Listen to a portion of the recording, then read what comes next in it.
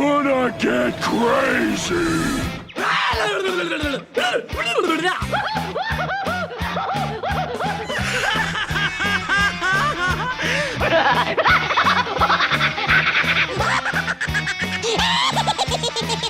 Most everyone's mad here.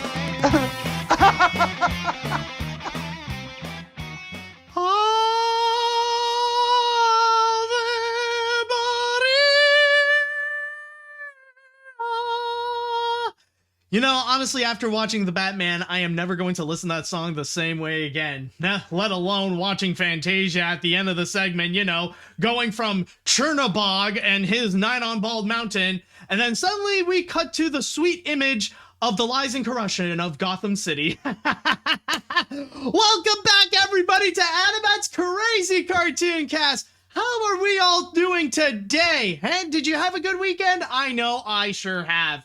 It was definitely a lot of fun, but we definitely had a whole bunch of crazy news. Let me tell you, it has just been absolutely wild with all the different updates and news and all the crazy stories that have been going on, which I think shall all result in one heck of a fun-filled episode of AniMat's Crazy Cartoon Cast. And you will see that there will be a little bit of a theme going on that you will find that will make this episode pretty interesting to get into. So, I would like to go into the chat wall, and I would like to ask you all, are you all prepared for today's episode of AniMat's Crazy Cartoon Cast? Let me hear it, folks. Are you all prepared now? Let's see here. I see. People are prepared. People are set. That is actually pretty good. That is great to hear. And I believe with that said and done, it is now time that we shall get things started. And with our first story, actually, let me talk to you a little bit about the big theme that we have over here. It's not going to encompass all the stories that we are going to talk about in this episode of AniMat's Crazy Cartoon Cast, but it will be a little bit something that you will see that some of them will have a bit of a pattern and have a bit of a connection as well. And what I would like to do for you all is that I want you all to feel better about yourselves. I know that there have been times where we can feel a bit depressed, feel down on ourselves, and feel like maybe life is just not going our way and we've just been being hit with bad luck after bad luck after bad luck. We've all had these moments. I know I've had my episodes of that. Sometimes our self-esteem can be a bit low. But what I want to do here is that I want you all to go and feel good about yourselves. That no matter what happens to you, at least you're not Disney throughout the month of March, because holy crap, ever since that whole Don't Say Gay bill controversy, it's just been going worse and worse and worse for the corporation side of things. And for this update in particular, considering that I've already talked about it a few times in the past episodes, including last time, where I did discuss it at length with That Creepy Reading, but in here we will be discussing it regarding a certain part of it in which has recently been revealed that the animation community has really been paying attention to and has been talking a lot about. Especially when currently it seems to be the favorite canceled project so far in terms of mainstream animated features. So with that said, let's go ahead and take a look into what happened to Nimona. Yes, you probably have heard about Nimona. It was the canceled project by Blue Sky Studios that they were developing this for a while, and it was actually close to completion. I've heard some reports say that they were about 75% complete of the movie, and some even say that they were about 90% finished. Like, they just need a few more touch-ups on a few things, and this would have been ready to go to be released on the big screen. But unfortunately, the reports did come out that, Blue Sky shut down, and that also meant that Nimona had to shut down as well.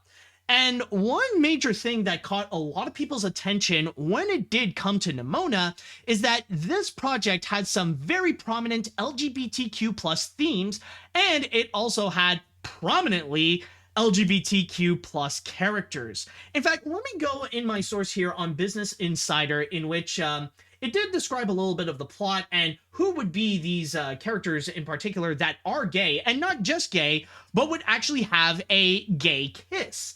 It states here, Nimona takes place in a futuristic medieval setting and follows a young shapeshifter who teams up with a knight to take down a corrupt government. The same-sex kiss in the movie, the former staffer says, which I will get into later, would have been between Ballister Blackheart and Ambrosius Goldenloin, who have a romantic relationship in the graphic novel. Now, that's pretty much the big situation, and this would have been like a major milestone in terms of animated features, where this would have legitimately been the first mainstream family-friendly animated feature that would actually show a same-sex kiss.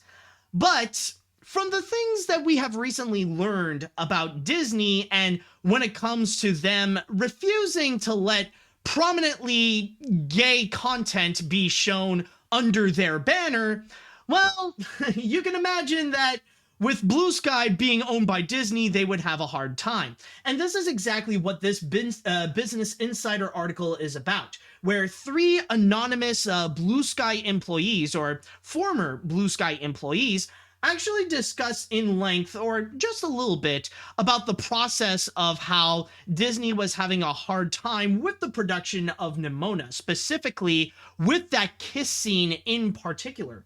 In fact, to go down a little bit, actually above the comment that I just read, or the synopsis, it even states that the pushback started during a meeting in the mid-2020 between the leadership teams, the former staffers said.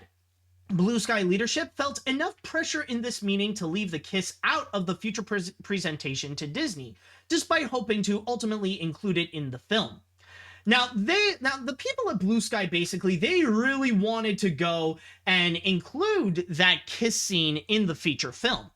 However, knowing Disney's reputation and how they have been, especially with what we have learned with not just Disney television animation, but also with Pixar animation as well, whenever they want to have like a prominently gay moment be featured in one of their movies, or especially in one of their animated content, the Disney executives will go and immediately come in to try to shut down whatever gay moment there is. Like, not necessarily shut down the entire production of what they're working on, but just to make sure that there is no gay kissing scene or anything that would be viewed as prominently gay. Yes, in recent years, there have been a few LGBTQ plus themes that have slipped into like Disney's animated television works, such as DuckTales, or even in their recent animated movies, such as Onward, and even just recently with Turning Red. Like, there are a few hints of it, but none actually that just prominently show that these characters are gay and would actually have something like a kiss scene or something like that. Whenever those things happen, they would just go and immediately shut it down. And that seems to be what Disney wanted to do with this Nimona production, which really did tense things up moving forward during the production of Nimona, where the people at Blue Sky, especially those who are a part of the LGBTQ plus community, they were a bit worried with the fate of this entire project and how they can go and move forward, especially if Disney would go and come in and censor many of the LGBTQ plus elements that are in there that are pretty much integral to the plot line, or integral to the story, and integral to the character development. So it really did get them worried. And on top of that, these anonymous staffers have even commented to the remarks that Bob Chapek has recently made in regards to, his failed attempts of trying to do some PR control over the Don't Say Gay bill controversy. You know, when, like, he wanted to do nothing about the bill, and yet he tries to say that, oh, the only way that we'll go and support the LGBTQ plus community is with the content that we made by being so inclusive and all that kind of crap. Well, these employees have actually called out Bob Chapek on that thing. They even stated here, we need more queer stories, but we also need to call out how nefarious it is when you don't tell queer stories. When the biggest entertainment company in the world creates content for children and systematically censors queer content, they are pushing queer children to dark places. In fact, another one even commented, Chapek champion inclusive storytelling and LGBTQ content. But what content? Disney is its own biggest hurdle in telling those stories. And of course, I mean, going from here, it does kind of summarize what I've already mentioned about Disney's past relationship with LGBTQ plus themes and trying to censor them whenever they do see any prominent ones in any of their movies, whether it be from Disney Animation or from Pixar or even in Disney television animation. So from there, that seems to be the big subject that this Business Insider article has talked about. And I highly do recommend that you go and actually do check this article because it is an interesting read. It is a quick read, but still pretty fascinating, especially for those who are interested in Nimona, because right now that current, like, that I don't know what the fridge is going on with me. I seem to be tumbling on my own words, but as I was saying, need to calm myself down, talk slowly. But as I was trying to say, with the whole situation of Nimona, it feels like right now it seems to be the most talked about canceled animated projects, because with the whole situation of Nimona is that the project pretty much shut down at the same time as the whole studio shut down. You guys probably remember early last year when due to the COVID situation and like how it really is like putting a financial problem, especially to big companies such as Disney, they pretty much had no choice but to go and ultimately sacrifice Blue Sky Studios, which led to the cancellation of Nimona. Now, the filmmakers did try to do their best to try to salvage the project in any way, shape, or form, but unfortunately, it doesn't seem like it could be saved, and now whatever is left of Nimona is considered to be a lost media, where like it's a canceled project. Like a lot of it, like I said before, a good amount of it, like a great majority, is pretty much complete. And the movie was supposed to be released earlier this year. Like the original release date was meant to be January of 2022, but unfortunately, it looks like, well, nothing is happening with it. But the big reason why also it is heavily talked about is actually because of the LGBTQ plus themes, that a lot of people were really fascinated of the fact that a mainstream studio such as Blue Sky would go and tackle a project like this, where it would be very unapologetically LGBTQ plus, and it would go and discuss these themes, and not to mention having prominently gay characters where they would legitimately have a meaningful kiss scene. And that is something that nowadays we have never seen, even though we are seeing a bit of a surplus of gay characters in animated features. We've never really seen them actually be in a relationship or actually kissed.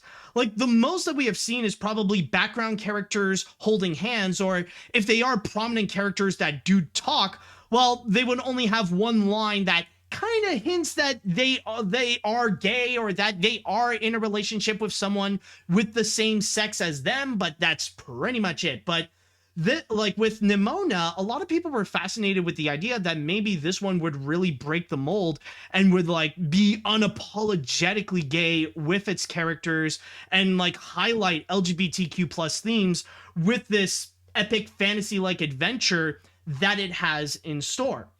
And that's pretty much the current reason why everybody is talking about it. Everybody is so fascinated by it, and why, like, right now, it is currently the most talked about canceled animated features right now.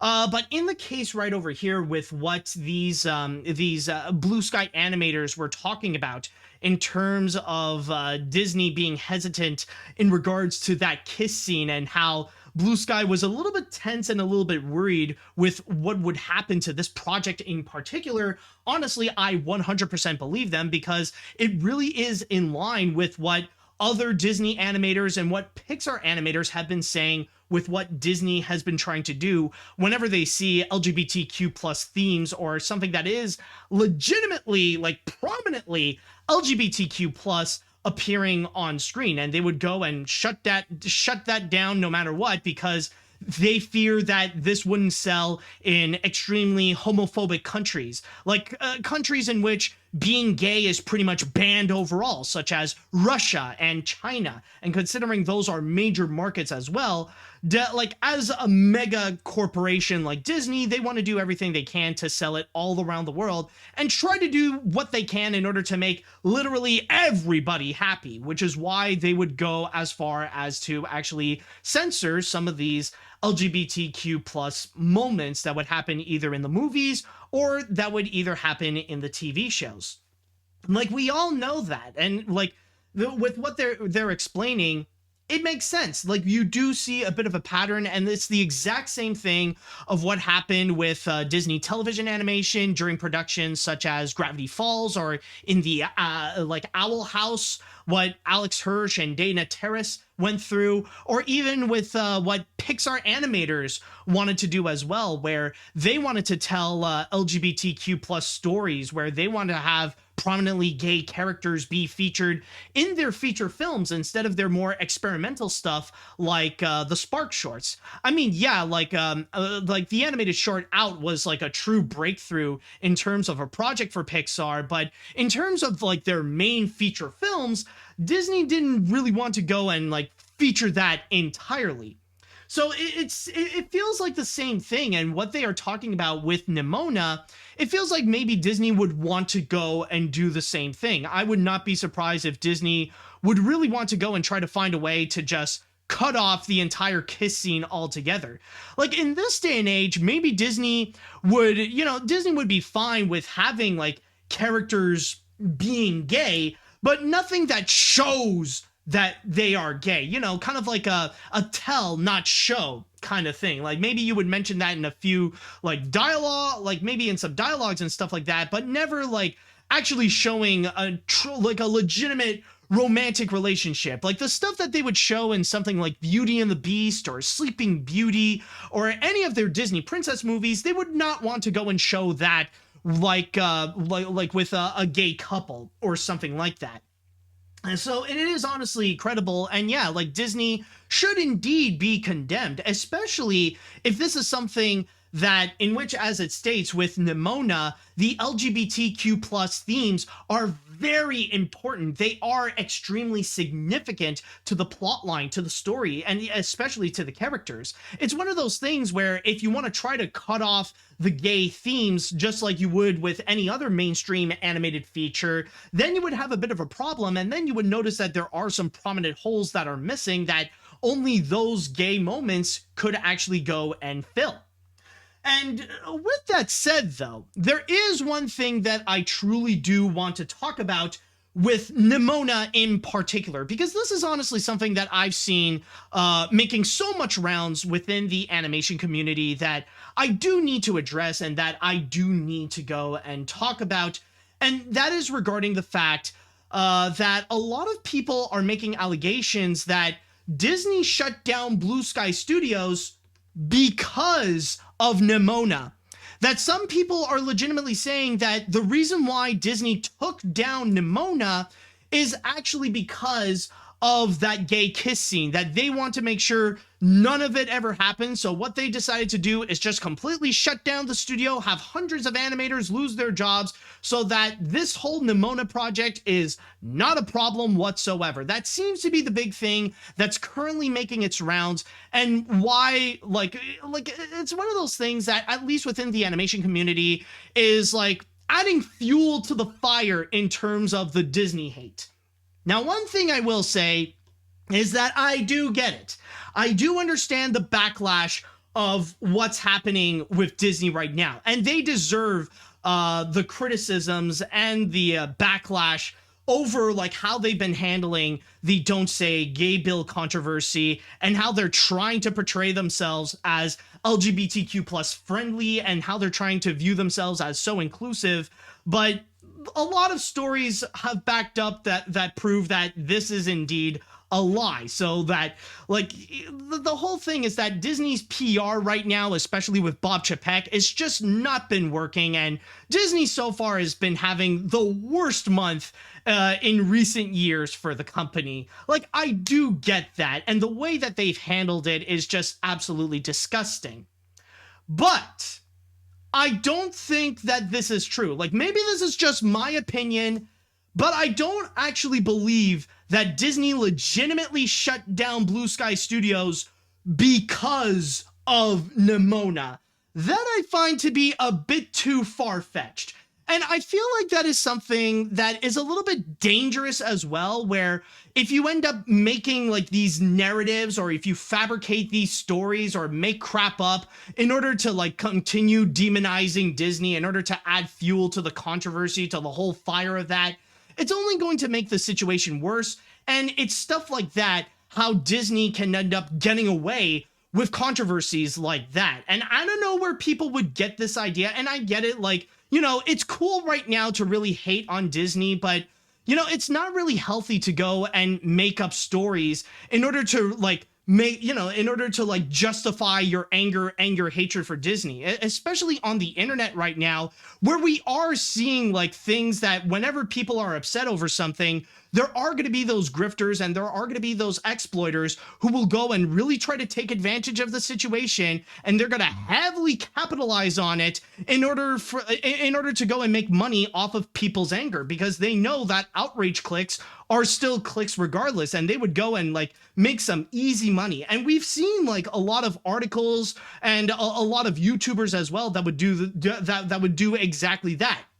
Like one prominent example is from quartering wannabe channels such as Clownfish TV that are currently exploiting the Disney hate right now, like just making video after video after video, like whatever the situation may be. Like, it's obvious that they're just doing so because they want to capitalize on the Disney hate. They don't actually care about the LGBTQ plus community. They don't care of like what the reason is. As long as there is actual hate against Disney, they will go and exploit the living crap out of it in such a tasteless way.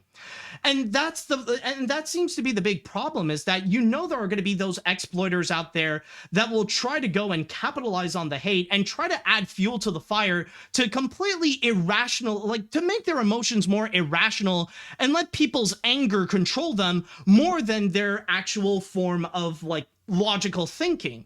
So it's only going to go and make things worse. And if we just make up stories of the fact that like Disney is such a homophobic company and stuff like that, if we lie about why Disney is a homophobic country,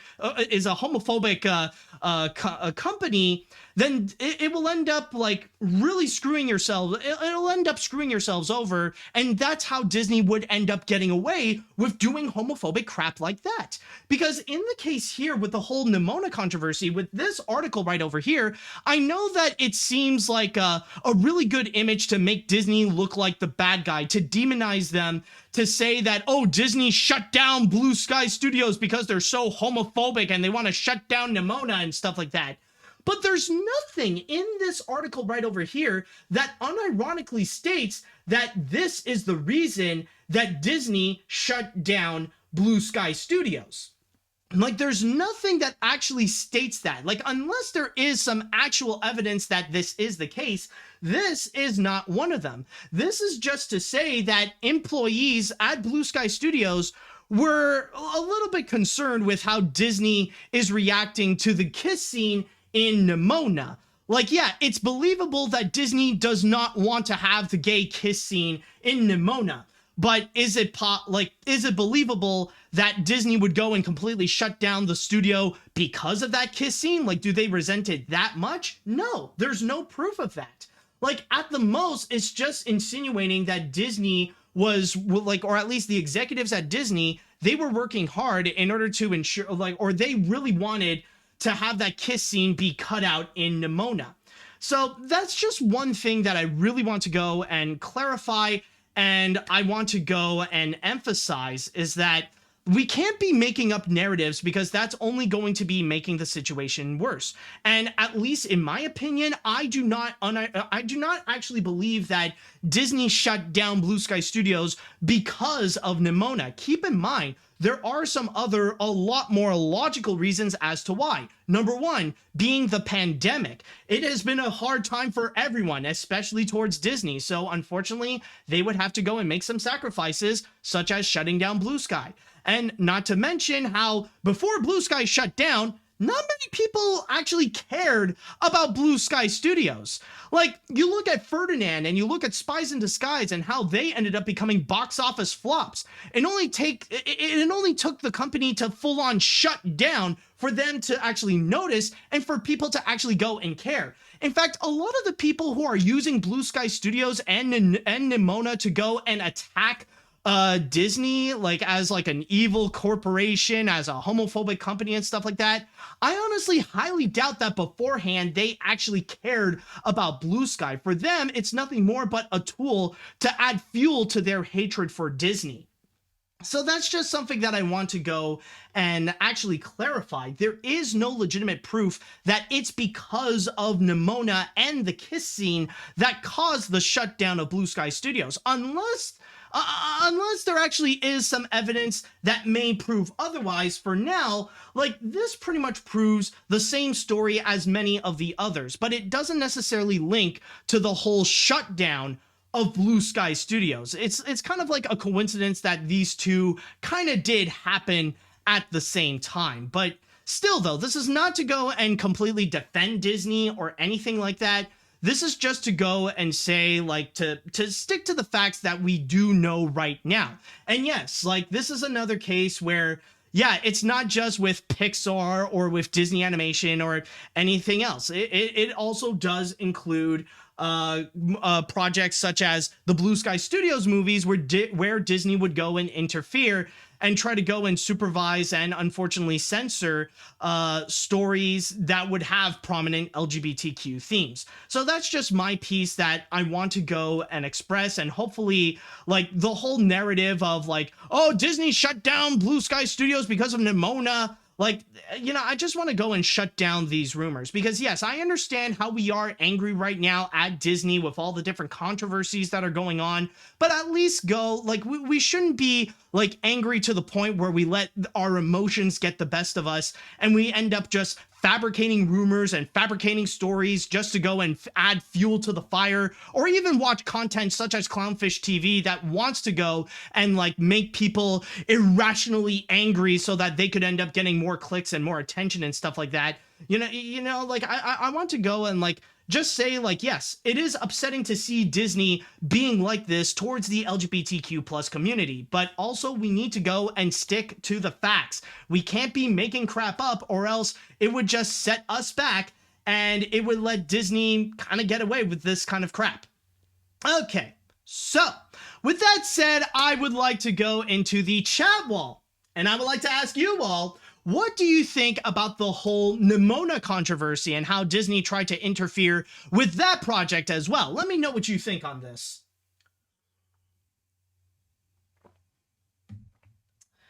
Okay, let's see now. I actually don't believe that Disney is anti-LGBT. They're just a greedy corporation because somewhere in accounting it says that they make 0.8% more money by not caring about gays because they don't care about social issues. They just want money. I believe that if Blue Sky still existed and Nimona was finished, I think Disney would release it as it is similar to how they were worried about Jojo Rabbit. I'm proud of these employees, especially Dana Terrace, for speaking out against their boss. And that is actually a very good point. And in terms of many of these cases, like, it really is kind of a scenario. You guys know the old saying of, it's nothing personal, it's just business. And that really is the situation. It really is for the sake of business. And many of the decisions that they would do, especially in terms of especially in terms of LGBTQ plus themes, like, a lot of it is just for business purposes. And often they would try to do like as minimal as possible just for the sake of marketing, to say, hey, look, we got this gay character. And we've seen this happen again and again. Like, we know that old meme of Disney having their first gay character, and like they've done so again and again and again, rather it be like with LeFou in the live action Beauty and the Beast remake, or in Onward with that one cop, or even in Cruella with that one random guy. Like they tried to do so again and again and again, and you could tell that like the inclusion of the gay character really did not add much to the story or with the plot line. It was obvious that it was a business decision in order to like make more money and in order to get more attention through marketing. And the reason why they're not going full gay with it, that they're not showing prominently gay characters kissing and stuff like that, well, at that point, that's also another business decision, because if they show too much gay, then they might end up losing money, especially from those who are homophobic. And unfortunately, considering that there are some powerful countries, including Russia and China, in which they have some very homophobic laws, well, Disney end up having no choice but to try to comply to that. So yeah, this really is a case of nothing personal, it's just business. Let's see now. Even with me being a straight man, I gotta say, knowing Bob Chapek, this is really unsurprising. Now, I don't want to believe the rumors that Disney shut down Blue Sky because of this movie, since chances are they're just rumors, but still keep in mind that Nimona was 75% completed.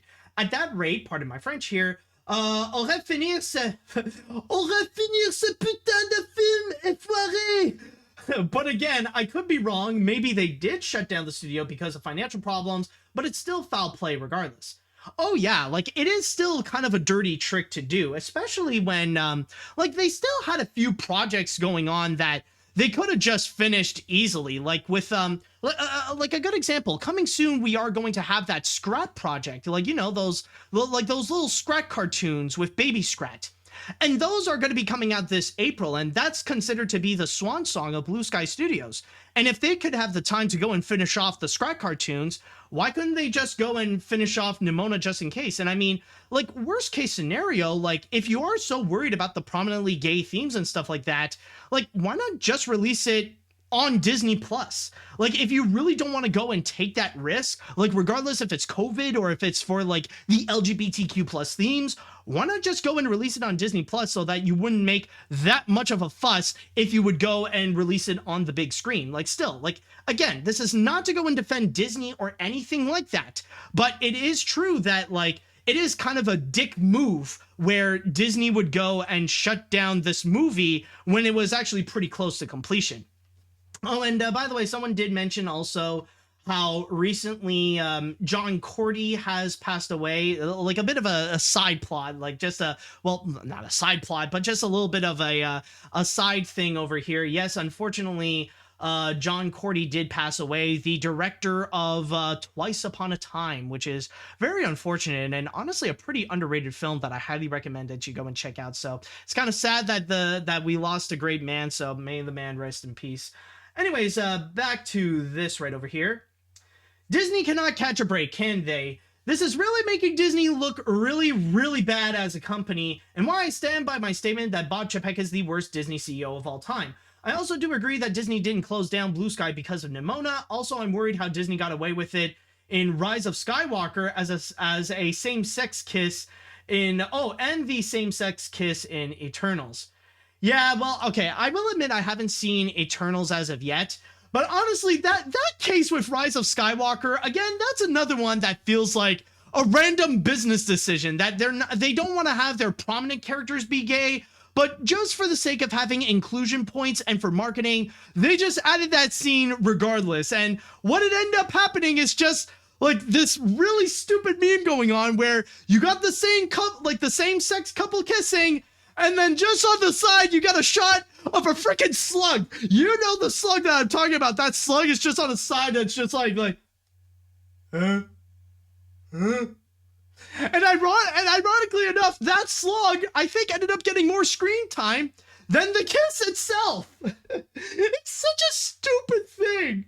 Oh my my god, like, honestly, I keep bursting out laughing every time I see that freaking slug, and the slug itself kind of became a little bit of a Star Wars celebrity in a sense.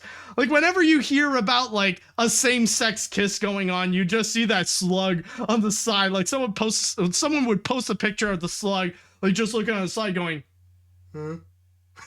It's absolutely hilarious. Oh, boy. Anyways, let's see, moving right along. Which one would it be? Which other comments do we have here? Okay. Let's see. Would it be? Nah, maybe not this one. Are you sure there aren't any others? Okay. As someone who is a major Blue Sky fan, this news both angers and disappoints me at the same time.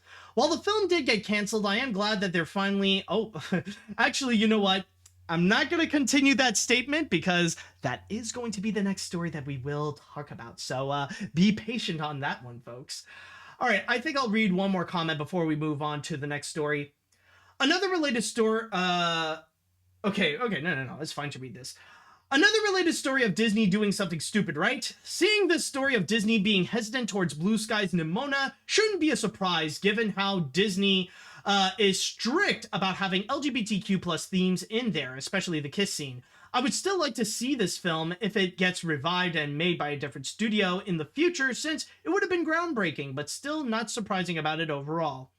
Yeah, maybe, hopefully one day someone will pick up the rights to Nimona and can actually go and create that story, but for now, it's considered a lost media project, and yeah, it just proves to be another prominent example of Disney's bad handling with LGBTQ plus themes.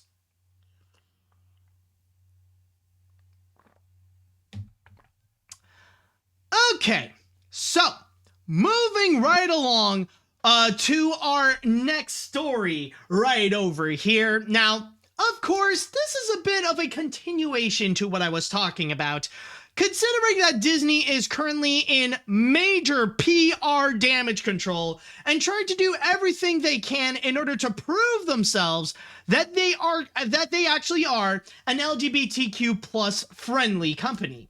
So after hearing all these reports from both the Nimona crew and even from Pixar of the fact that Disney would do whatever they can in order to get rid of any same-sex kiss that they would see, well, it looks like for one movie that is coming soon, they are going to reverse that, and they will actually show a legit same-sex kiss.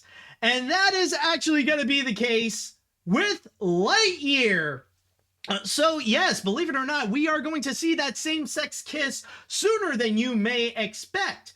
Now, as I previously stated before, you have probably heard about the stories in which Pixar employees have actually called out Disney for the amount of times that they would go and try to remove whatever prominently gay scene that they would see in their movies, that they constantly see all these amazing stories and all these amazing characters that do have an LGBTQ plus link to them, but when Disney would spot them, they would just go and immediately shut them down on the spot, and leads to the animators and to the film crew to go and rework it so that they could find a way around those LGBTQ themes. And it's kind of a similar case with Lightyear. Lightyear went through the exact same thing, where apparently there is a gay character in the film, and while Disney is okay with that particular character to be gay, they did state, just like with Nimona, that they want the kiss scene out. They don't want to have any kiss scene be featured at all. And so, well, Pixar had pretty much no choice but to go and cut it. But because of the recent backlash that Disney has been getting and the amount of times that they have been called out for their handling of LGBTQ plus themes, especially from Pixar, they decided to go and reinstate them back into Lightyear, or at least the kiss scene from Lightyear. Now, I know some people are wondering, and some people may be concerned, if this is only going to be regarding like a background character, like someone would be in the back and like for like maybe 2 seconds you would see them kiss, and then following afterwards you would just see the slug on the side going, huh? But that is not the case here. In fact, it's actually quite the opposite in this one over here, where the kiss scene here might actually be meaningful because the gay character in Lightyear is actually Hawthorne.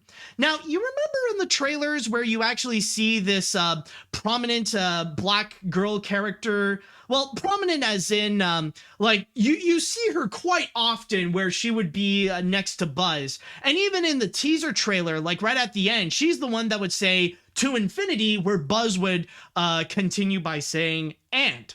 So that, like, it's actually her right over here. That's Hawthorne. In fact, let me go and read you from my source on Variety, in which it states, according to a source close to the production, Pixar's next feature film, Lightyear, starring Chris Evans as the putative real-life inspiration for the Toy Story character Buzz Lightyear, does feature a significant female character, Hawthorne, voiced by Uzo Aduba, who is in a meaningful relationship with another woman. While the fact that the relationship was never in question at the studio, a kiss between the characters have been cut from the film. Following the uproar surrounding Pixar employees' statement and Disney CEO's Bob Chapek's handling of the Don't Say Gay bill, however, the kiss was reinstated into the movie last week. So that's pretty much the big thing. And I know there are some people right now that I do see in the chat wall that are going, "No, don't talk about it. I don't want spoilers." Well, we don't know the context of what the kiss is. We do know that the kiss is actually happening.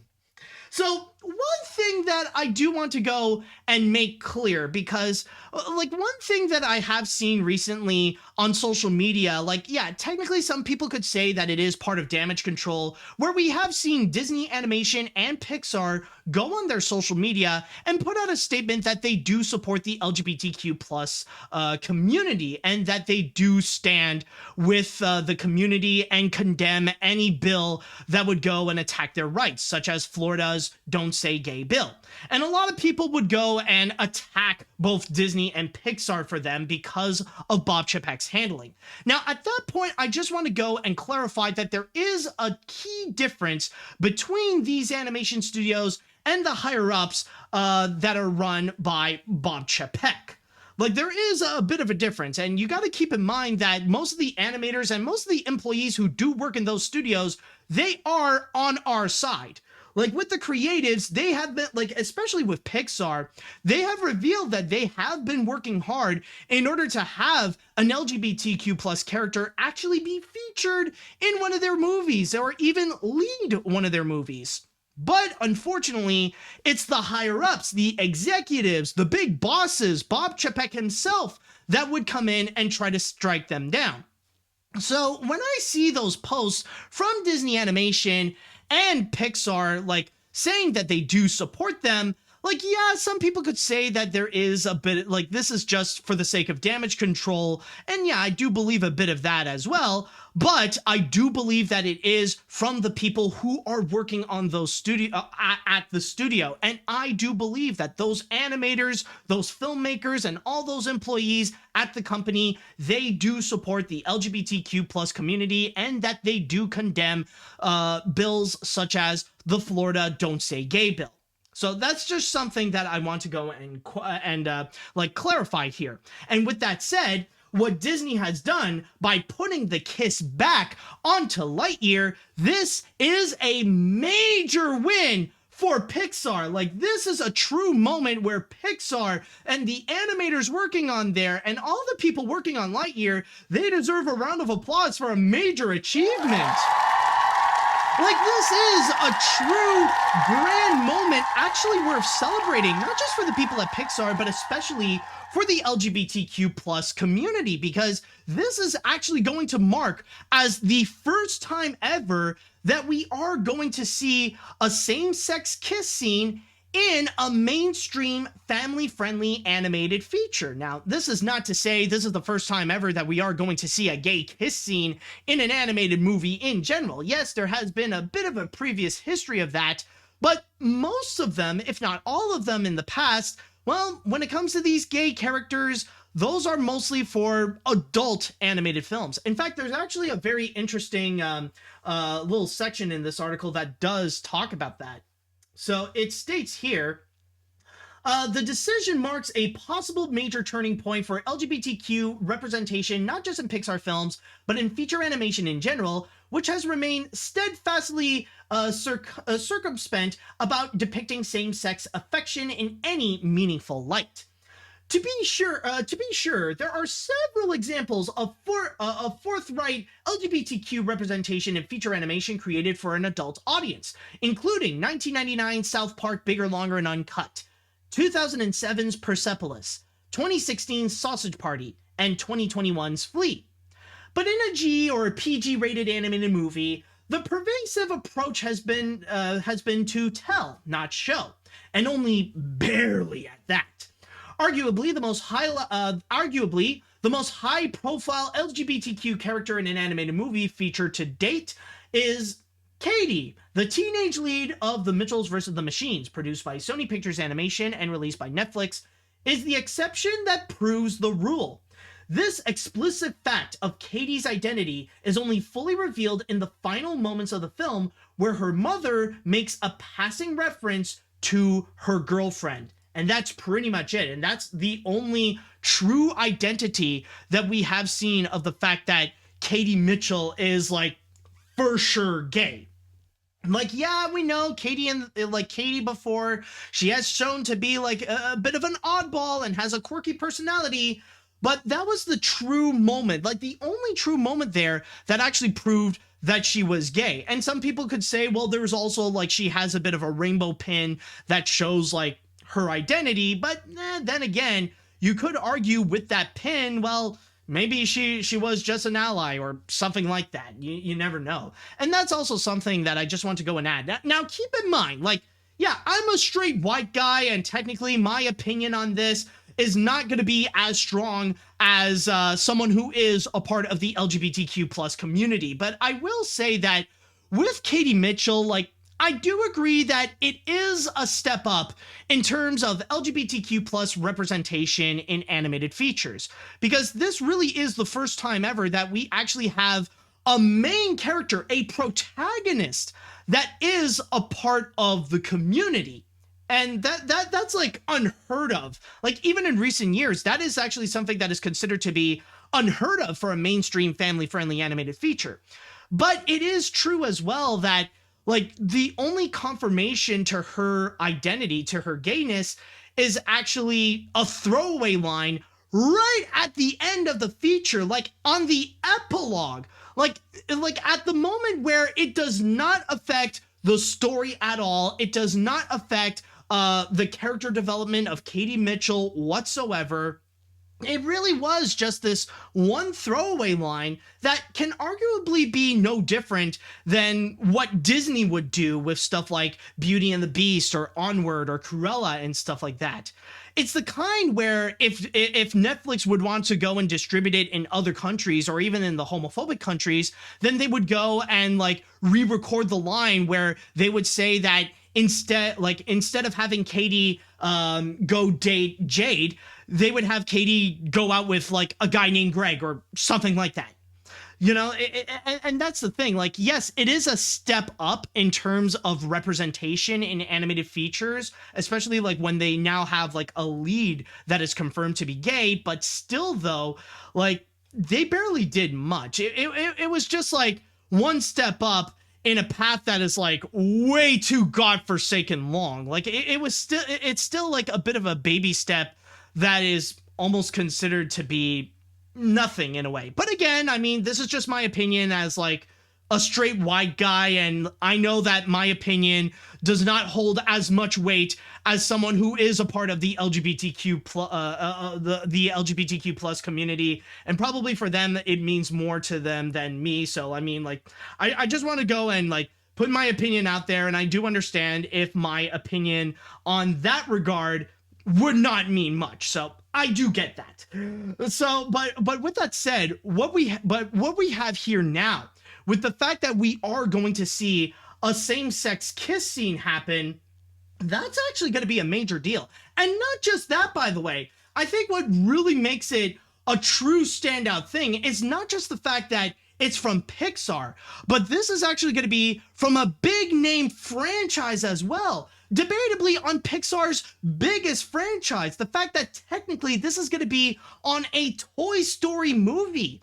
Like, you would think that if they would go and actually have if they would go and have like their first same-sex kiss be shown, it would be in some kind of experimental animated feature. Like, if I would tell you at the start of 2022 that there would actually be a same-sex kiss scene happen in a Pixar film, you would most likely think maybe it's going to happen on Turning Red, because that one is more original. That is the one that Pixar is a lot more experimental with compared to a big name franchise such as Lightyear. But the fact that they are going to do so in Lightyear, I think that's going to be a major deal, and that's going to be extremely significant. And I think that is where we see the win for Pixar animators, for the Pixar employees. The fact that they do so in a very significant movie, and what is right now considered to be one of the most highly anticipated feature films of all time. The one that people are so excited to go and check out, either on the big screen, or if we do enter into another COVID wave, that it'll be on Disney Plus. So I know like a lot of people are excited to go and see that moment, which will lead to that same-sex kiss be actually seen in front of millions of people all around the world. So it's going to be a very exciting moment. Now, I know that probably in the future, like, this discussion will happen once again when the movie does come out, because you never know how Disney is going to handle the situation if they would want to go and release this in homophobic countries such as China or in Russia or stuff like that. Okay, maybe not Russia right now, because, well, with how Russia is attacking Ukraine, yeah, they ain't getting any Disney movies anytime soon unless they call off that war. Like when it comes to them, like, what are they going to do with that situation? Are they just going to go and censor it for those countries in particular? Honestly, that might have to be a moment we will have to wait and see. But honestly, in my opinion, I feel like this is a great opportunity, especially the fact that like the first ever same-sex kiss scene that we are going to see in a family-friendly animated feature is something like Lightyear. Now that I feel like is going to be a big risk for Disney, but I think it's going to be a big risk that will actually, or like for Pixar, but I think it could be a risk that will actually pay off beautifully, and it will be a moment to celebrate where, like, okay, I'm not saying like we should cheer Disney for this, but it will be something that we will cheer Pixar and the filmmakers who have made Lightyear, that they have actually managed to do so, and that they actually managed to get that scene to actually happen, and hopefully that can have a positive effect in animated features where, like, other studios such as Disney or DreamWorks or Illumination or Sony or other companies are going to look at this and say, well, I mean, if Pixar is doing it, well, then let's go and do it as well. Maybe, like, we can get the same amount of fame, like, maybe we could get the same amount of fame and money as what Disney is doing if we would go and do this in our movie as well, if we can have that kind of representation in our movie. So this honestly, like, yeah, the intentions of it for Disney to reinstate that scene, I mean, like, you know, that it's just, it's damage control. It's for PR purposes. But considering that scene was already made and that hopefully there is like a narrative purpose to them, honestly, it makes me excited to see what they have in store in Lightyear. So if you guys are excited for Lightyear to come out and to actually see that same-sex kiss scene, then keep in mind that it will be coming out this June. So, with that said, I would like to go into the chat wall, and I would like to ask you all, how do you feel about Lightyear having a same-sex kiss scene? Are you excited for this moment? Especially, I want to know, if you are a part of the LGBTQ plus community, I would like to know your opinion on this, especially. Let me know what you think on that. Okay, let's see what we got here. This seems interesting. Yeah, I don't think so. Honestly, I have a lot of skepticism about this. Yes, the gay kiss is by a major character. However, if they could easily put it back, then it probably still something that could be edited out in China. Russia's no longer a factor right now. There's also the question of the theaters. Animated films have been doing well in theaters. Most likely, I think Lightyear will be going to Disney Plus along with Strange World. Lightyear also might not get a sequel, so Hawthorne isn't a huge risk. I mean, you could be right. I'll say this right now. You could actually be correct, but then again, you never know, especially with how the future is so unpredictable right now. Maybe Lightyear could actually be a major, it could be a major success, and Pixar would want to do more sequels with Lightyear. Maybe that could become like a whole franchise of its own, similar to what happened with the Despicable Me movies and the Minion spinoff. Like that could also be the case. So you could be right, but then again, you could also be wrong at the same time. Let's see what we got here. This, my friend, is what I like to call a major W from Pixar. I'm glad to see that we could finally move past Pixar's gay character only getting vague moments like what happened with Spectre and, I don't know, was Priya confirmed? Kind of.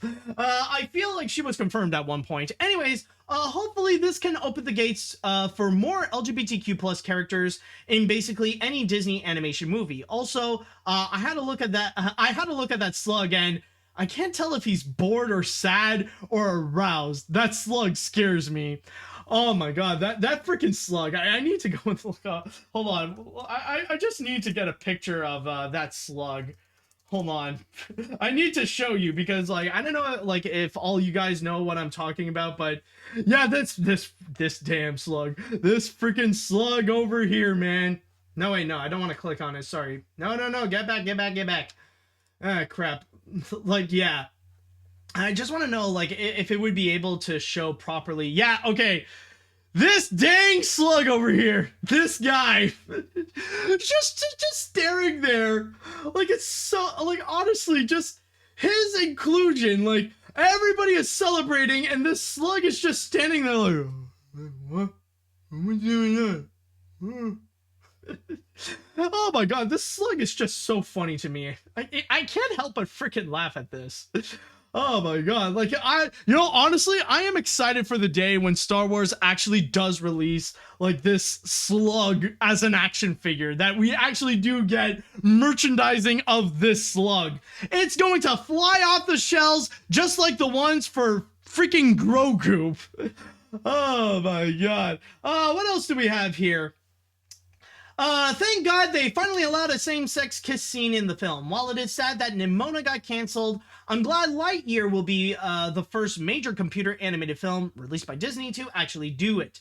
By the way, when you read my previous comment for a short bit on my topic of Nimona, I also mentioned that before the studio shut down, they were working on a musical called Foster, with Karen Disher being the director and Pasek and Paul being the songwriters. Yeah, I remember I did talk about that when that thing was announced like years ago, and I was intrigued of the idea of Blue Sky Studios doing a musical, but nowadays, I think it's for the best because personally I'm not really that big of a fan of Paul and Pasek, honestly, so, like, at least, there's a reason why people are talking about Nimona and not necessarily about Foster, I'm just saying. Let's see now, when Nimona fell, Lightyear took up the torch. Despite this likely just being done for damage control, this truly feels like a big step for LGBTQ plus representation in animation, as not only will this be from a major studio like Pixar, but also this will be from a major character instead of a background one. Or technically from like a major franchise, because it ain't Buzz doing the kiss scene. Although that would actually be amazing, like Buzz Lightyear suddenly having a same-sex kiss scene. Let's see, perhaps this might be like Korra and will lead to other animated movies for having more major LGBTQ plus representation. Yeah, and that's one thing that honestly I'm hoping for the best. That's what I'm hoping for, that we do see this ripple effect where we do see more and more prominent LGBTQ plus characters in animated features, because Lightyear took that first step and the movie became a major hit. Because let's be honest, it's highly likely that regardless of where it's going to be released, either on the big screen or on Disney Plus, Lightyear is going to be massively successful. So I am hoping that Lightyear can have that influence because of the kiss scene. Let's see what else we got. Oh yeah. This is quite an achievement. The fact that Pixar is bringing in a same-sex kiss scene in Lightyear is really something Pixar should be very proud of. And I do hope they will handle this well, and this does make me even more excited for Lightyear, and hopefully it won't be as stupidly done as Rise of Skywalker. I'm sorry, I mentioned that again, but that slug's face is comedy gold. Yeah, oh my god. Yeah, trust me, this year, I'm just warning you right now, coming this summer, when Lightyear is going to be coming out, expect to see this face happen often. Like, expect to see this face suddenly pop up on social media whenever people do talk about the same-sex kiss scene. Like, trust me, this slug is on the road to meme-ness. I'll read one more comment now before we jump into the next story. I adore the folks at Pixar so much. They are one of the reasons why I want to make movies. Sadly, there are still bigot folks out there attacking Lightyear, all because of this landmark. This makes me want to see Lightyear even more, since I love Buzz Lightyear growing up in Toy Story films, with the Toy Story films. So yeah, keep up the amazing work, Pixar. Also, Domi Shi liked my comment on Instagram. She's so talented and beautiful. Oh, that's nice, dude. So yeah, overall, this is pretty much to say that if you guys are excited to see that kiss and Lightyear itself, then keep in mind that the movie is coming out this June.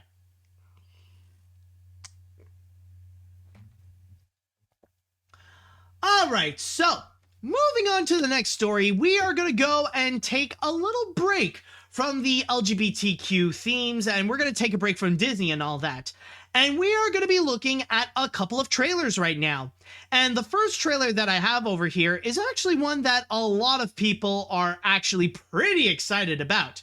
I mean, it's already enough that DreamWorks has already got people so hyped for The Bad Guys, but they also got a second movie being released, and this is one that has been in production for a while, but now we've got our first taste of it. And my god, people certainly want more of that. So with that said, let's go ahead and check out the trailer for Puss in Boots: The Last Wish. I am known by many names. The Stabby Tabby, El Macho Gato, the Leche Whisperer. I am Puss in Boots. Holy frijoles! You, lunch me! And the rest of you, play double time! Hey, Giant! Yeah! Hey, you wanna see something cool?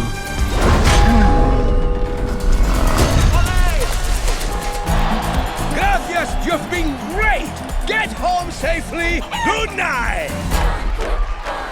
You're still here? Okay, one more number. I call this one, The Legend Will Never Die. I have bad news. You died. Doctor. Relax, I am Puss in Boots. I have 9 lives. And how many times have you died already? I am not really a math guy. Hola, señorita. Do you like gazpacho? Does this have shellfish in it?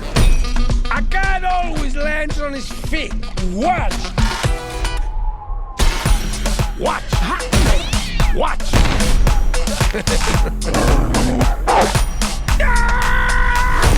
And then there was the giant today. So what is that, like a 4? That makes 8, Puss. What do you wish to do with your last life? When you only have one life, that's what makes it special. Drive, perro!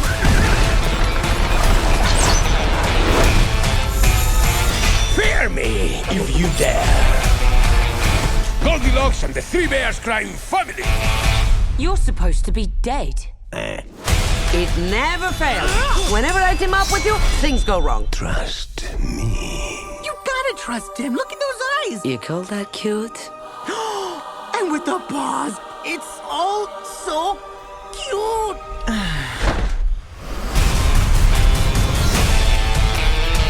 Am I doing it? Stop. You're gonna give yourself a hernia. And that is Puss in Boots: The Last Wish, in which that movie is going to be coming out in theaters September 23rd. Or at least, for now it is. So, I want to go and mention that I am honestly quite a fan of the original Puss in Boots movie. In fact, I honestly feel like it is so far the most underrated DreamWorks movie. The one that at least people are not really talking about.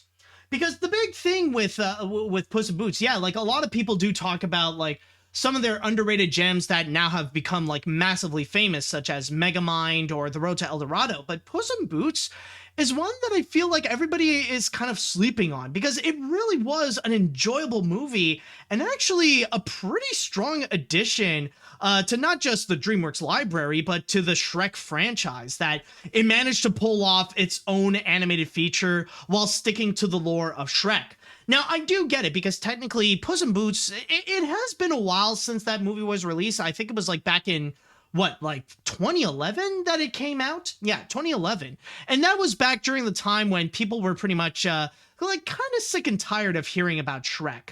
And I mean, like, this was after Shrek Ever After, and people like, you know, they were kind of sick of hearing about Shrek all the time. It used to be known as like that franchise that was just so overdone so many times that people just want to really move on from that movie. Like ever since that third film, like the popularity and the love for Shrek really dipped at that time.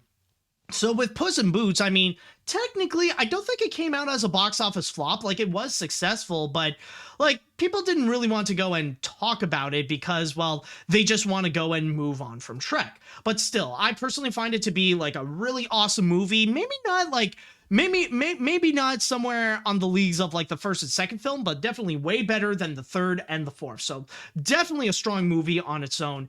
And when I heard about Puss in Boots: The Last Wish, or the fact that they still want to go and make a Puss in Boots sequel, I was honestly left a little bit confused because, you know, it's been so long since we've had that Puss in Boots movie that it made me wonder, well, what the fridge can you do in terms of a story? Like, what can you do in terms of a plot for the Puss in Boots movie? And I will say, what they came up with right over here, I think it actually does work out. I think it actually does make sense, and it's actually pretty cool, in which it kind of does stay true to the Puss in Boots character, where, you know, he's so adventurous that he's always like jumping and like trying to save everybody from like giant monsters and stuff like that, where he's like larger than life per se, but like now he's at his last life and he realized that like he's not invincible anymore. Like he doesn't have, like, his mortality like has pretty much like his mortality is present right in front of him. So I think honestly it does make a pretty interesting narrative. And of course, what we have seen with the animation, like that, like it does promise us over here a lot of really cool action, and especially like with different characters as well, because that's one thing that I find so interesting with Puss in Boots, not just the first movie, but even with this as well, is the fact that they really did update Puss in Boots and even the animation style as well, where they update a lot of the characters, where you got like you got a new lore when it comes to Goldilocks and the Three Bears, where now like like this is much different than the Three Bears that we got in the Shrek movies, where they were just like weird, realistic looking bears. But in here, like this is completely different. Now, like they're gang members, they're threatening. Papa Bear has like a scar in his eye. So like you do see there is a bit of a significant difference. And a lot of people are also mentioning like a big update with the big bad wolf, like now carrying these scythes. Like this is much more awesome. Some people are speculating that this is the same big bad wolf, like the same one who dressed up like grandma and would read his book, checks out Shrek, and is like, what? You know, and some people are thinking this is the updated version of that. And I don't know if that is the case or not, but still, like, this character alone is already pretty badass. So that's actually pretty awesome to check out. And also, one thing to really highlight, of course, one thing to actually mention is actually the fact that the animation has become increasingly stylized, not to mention taking heavy inspiration from Spider-Man Into the Spider-Verse, which is actually the case when Puss was fighting against the giant with the bell. Double time! Hey, giant!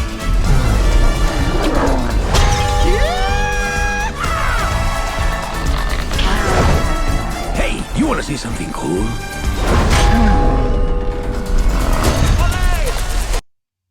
Like you see that style, like you see it how it becomes very stylized, where the giant has a bit of a painterly feel to him. The frame rate significantly decreased on characters like the giant and Puss, and it really feels a lot like Spider-Verse, and that's why nowadays you probably have seen on social media a lot of people are saying like, we should all thank Spider-Verse for this new trend in animation that looks so cool and great and it makes animated films awesome and stuff like that. But there is actually a significant reason, because funny enough, I don't actually see a lot of people mention about why this moment actually occurred, where there is a legitimate Spider-Verse connection. Because believe it or not, there was at one point when Puss in Boots: The Last Wish was supposed to be directed by one of the people who have directed Spider-Man Into the Spider-Verse. I think I'm going to get his name wrong, but it was Bob Persichetti. Because Bob Persichetti used to be a veteran at DreamWorks Animation, and he actually was the head of story of the first Puss in Boots. And then after winning his Oscar for Spider-Verse, he would then go and actually move back to DreamWorks Animation, where he would go and be assigned as the director of Puss in Boots: The Last Wish. And you could definitely tell that the influence that he did on Spider-Verse like actually did go back into this. And you think that it would be such a perfect fit for Bob Persichetti to actually go and actually work on Puss in Boots. The fact that he did have previous experience working on the first Puss in Boots movie, and that he just won his Oscar for Spider-Verse, you'd think that it would completely make sense to go and have him be in charge.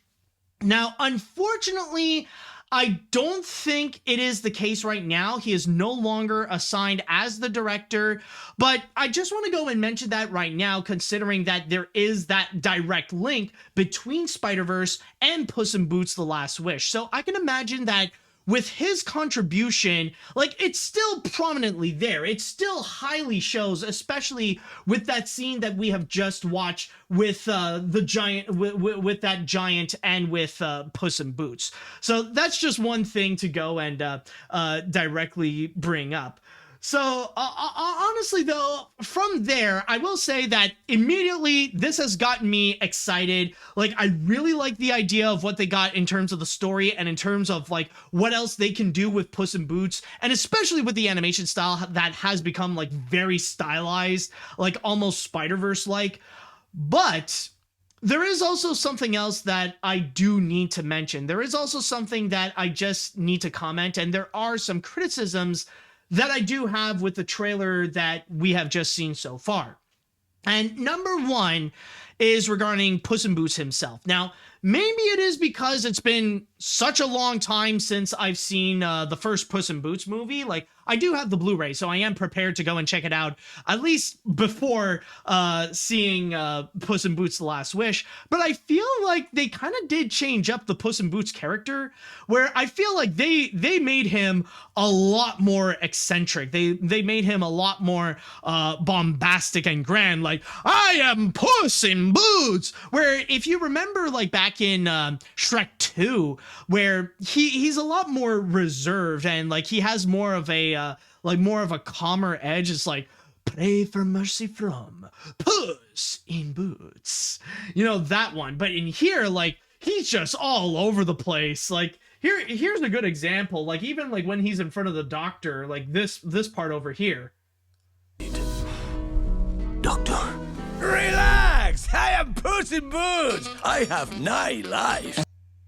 You know, like even in this scene, I feel like with Puss in Boots, I feel like, I don't know, there's a part of me that maybe I'm wrong, but it kind of feels a little out of character where like he's just so like, you know, so overjoyed and like so full of himself. It's like, hey, I'm Puss in Boots. I got 9 lives. I saved the world for everyone. You know, stuff like that. I don't know what kind of accent I was doing. It's like I was going Spanish and then suddenly I was going French. I was traveling all around Europe with that one little sentence. But yeah, you guys get what I mean, though. It's just with Puss in Boots, as we see here, like, I don't know, at least for me, I just feel like there's just something about him that, I don't know, feels like a little out of character. Maybe I'm wrong, but I don't know, there's just something off with that. Also, there is another thing that I will say that I do have a criticism, and that does make me a little bit worried about this movie, is the stupid dog at the end of the film. Now, granted, I will say that for a lot of what we have seen here, not only is it awesome, but it's also really hilarious. Like the scene where we see how Puss ended up losing his lives, there's a lot of really good and really funny moments. Especially like one of my favorites, like my favorite way possibly of how he died is when he got completely drunk and he was somehow on top of a roof. He's like, a cat always lands on his feet. Watch. That just goes down. That I find to be hilarious. But the dog, on the other hand, like, even though it was just a few seconds that we have seen him so far, I just find him to be annoying. I don't know, like, this is honestly so far the one thing that's just not really working out for me. And I don't know, I'm just worried if this guy would end up like spoiling the broth, if you will. Like if he'll mess up the whole experience of Puss in Boots. And so far from what I'm seeing, it's just like I don't know, I just feel like with this guy, he's just being over eccentric for, you know, just for laughs, and it's just not really working well. It's like, oh, look at him. Oh, you see that? You know, with his eyes. Oh, look, he's so adorable. Oh my God, you're also so adorable. Oh my God, I overloaded with cuteness. It's just, you know, it's a bit too much for me. I'm not really a fan of like what I'm seeing so far with this dog. Again, I could be wrong, and maybe in the movie he'll be a lot more meaningful and he could actually be a lot more funny, but it's just so far, I feel like the weakest thing from this trailer is that dog.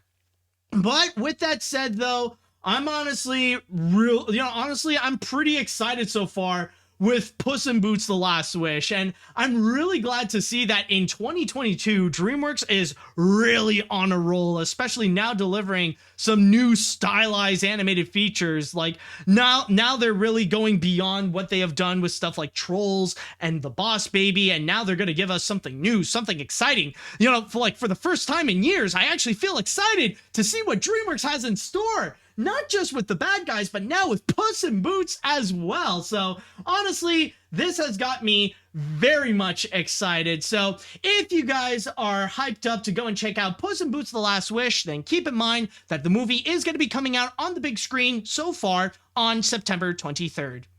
All right, so with that said, I would like to go into the chat wall, and I would like to ask you all, how do you feel about Puss in Boots: The Last Wish? How do you feel about what we've just saw with this trailer? Are you guys hyped up for what we have seen? Are you guys excited about it? Are you a little more hesitant? Let me know what you all think.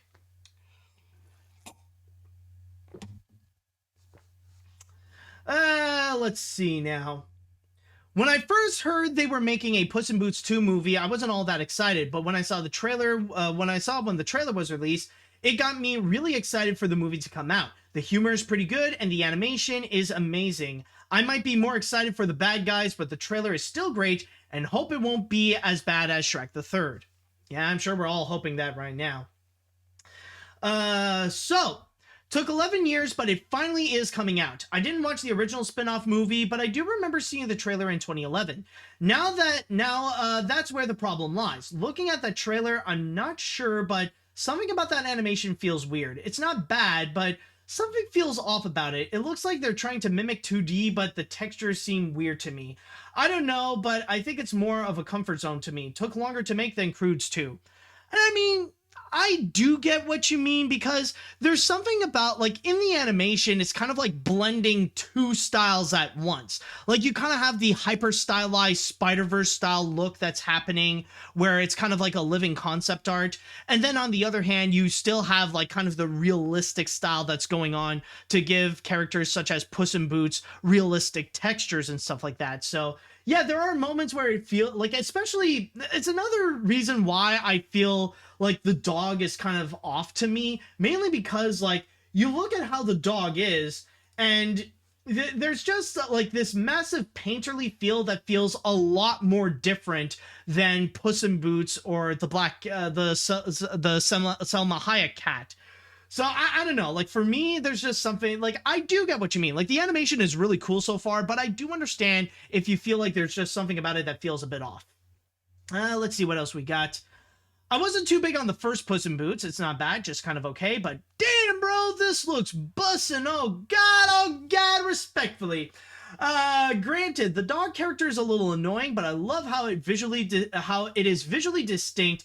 How visually distinct it is from the rest of the Shrek saga. The storytelling is pretty interesting, and I feel bad for laughing at the way Puss dies, but still, they're pretty funny. So I'm gonna give this a go. Also, where's Humpty in all this? I want to see those succulent, sweaty egg lips. I'm good without Humpty.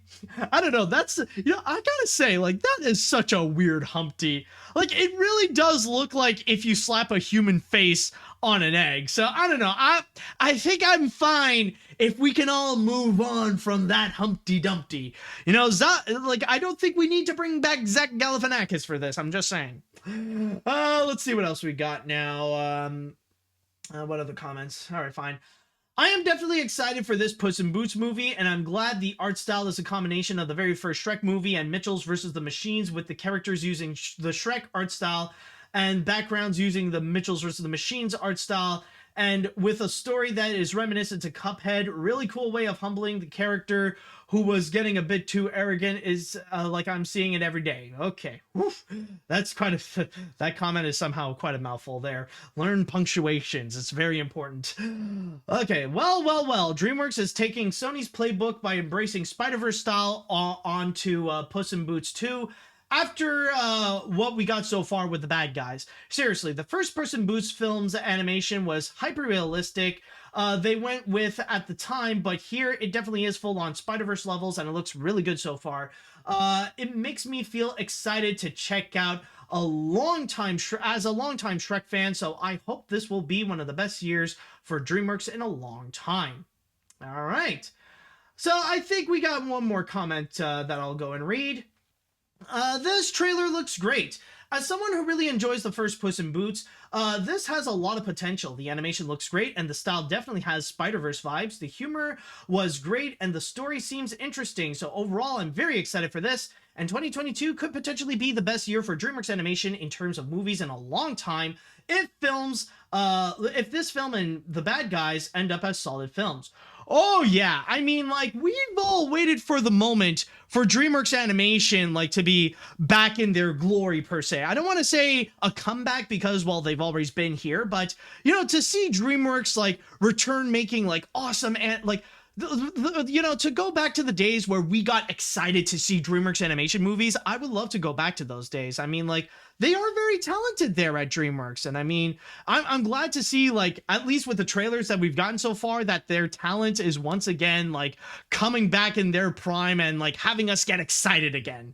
So, once again, if you guys are excited for Puss in Boots: The Last Wish, the movie is going to be coming out on September 23rd. All right, so moving on to the next story we got here, we got another trailer, but this one actually was just released today, and I feel like this is one that I'm going to guarantee you it's not going to be as good as Puss in Boots: The Last Wish, but it's interesting. It's interesting, to say the least. So with that said, let's go ahead and take a look at the trailer for King Tweety. And yes, I am referring to that Tweety. You're invited to a royally loony movie event. Bark! Is someone here a long-lost member of the royal family? Hey, that's me. Meet the new royal family. King Tweety, first of his name. Now this is the life. This pillar, this bird bath, this plush carpet is for me. Being king is the greatest. With new royal subjects. I'm used to getting attention, but this is really something else. Hey, dude, stop. For a place called the Canary Islands, there sure are a lot of dogs here. Whee! Get him! Stop! That's my brother! And old royal problems. We'll just have to make sure this new king has an accident as well. Ah, my butt! I can't let Diego and his goons hurt Tweety. Huh? He won't survive the day. Away! Putty tap! Isn't this amazing? Huh? Don't miss the all-new King Tweety movie event. Look for it on digital and DVD. So yeah, that was King. Whoops. Oh, DVD. Look for it on. Okay, there we go. Thank you. So yeah, that was King Tweety, the brand new animated feature starring Sylvester and Tweety that's going to be coming out on digital and DVD. And so far, we don't have a specific release date as of yet, but they say that this is going to be coming out in late spring. And considering that spring has just started, so we should be expecting it in the, whoa, excuse me, in the next few months. All right, so I will say that it's noticeable that they're doing something different. That honestly, I am actually quite surprised that that they are still in the mood to go and make more Looney Tunes movies, and or even like try to do something completely different with the Looney Tunes, especially like that we just went through like the whole Looney Tunes cartoons, and you'd think that with the Looney Tunes cartoons, that would be the new direction that they would go with the franchise, that they would bring them back to the good old days of the classic cartoons, like back during the era of Bob Clampett, of Tex Avery, and all those guys. But in here, it looks like they want to go in a bit more of a modern direction. And also, not to mention the fact that technically there is still more of that Looney Tunes cartoons content that is coming soon, including, I believe, a direct-to-TV movie that's coming soon with Daffy and Porky saving the world, if I do recall correctly. But then you got King Tweety. And as you can see here, this ain't like the Looney Tunes cartoons. The style is completely different. And I think, honestly, that's my first major problem. It's obvious that with King Tweety, they want to do something that is modern. And I think that's the best way to call the animation. Now, I have seen a lot of people on social media that they would go and immediately call this the CalArt style. But no, I am smarter than that, so I'm not going to be using that term. But for me, I feel like this is something that is very, like, it's very modern in terms of its aesthetic. Like, it wants to be something that, like, the art style really does feel like something in the veins of The Amazing World of Gumball. Or a better example would be, what was it? It would be like Paul Ruddish's Mickey Mouse, where they're kind of changing up the aesthetic of the characters and how and what they look like in order to go and have something that's a little more simple, a little bit more abstract, and something that's a bit more geometric in terms of their look, so that they could really shape things up and really play a lot in terms of the emotions that they would go and convey. Now, maybe this could work with stuff like the Paul Ruddish Mickey Mouse cartoons, or in some modern cartoons such as The Amazing World of Gumball.